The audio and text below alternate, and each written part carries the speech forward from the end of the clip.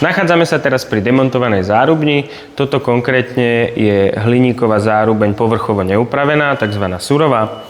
Môžeme tu vidieť vyfrezovaný otvor na magnetický protiplech a na opačnej strane sú vyfrezované otvory na pánty. Montáž takéto skrytej zárubne prebieha tak, že po vložení tejto zárubne do otvoru si ju nastavíme do vodováhy, či už z vrchu alebo zo strán, a následne sa pripení nízkoexpanznou montážnou penou a v poslednom kroku po vytvrdnutí sa kotví oceľovými kotvami do steny.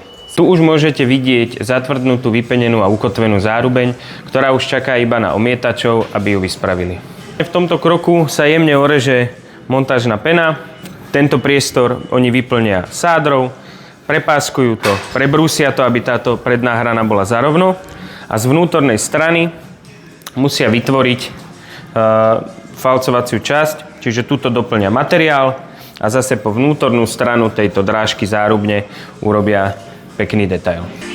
Pánty a protiplech sa vkladajú do zárubní až pri montáži dverových krídel, čo môže byť aj o niekoľko týždňov. Inštalácia skrytých zárubní je možná aj v prípade, keď sa vaša stavba nenachádza v takomto stave, čo je hrubá stavba.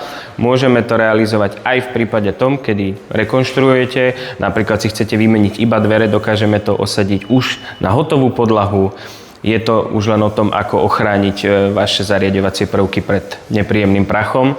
Dokonca v poslednom čase máme takú novinku, volá sa, že Harmony Flex. Je to obložková zárubňa zo zadnej strany, čiže v prípade toho, keď už máte zrekonštruovanú kúpeľňu a nemôžete si dovoliť teraz búrať alebo už nemáte obklad, tak vieme tento zadný detail, vieme urobiť veľmi pekný detail aj s tým zachovaním toho minimalistického čelného pohľadu.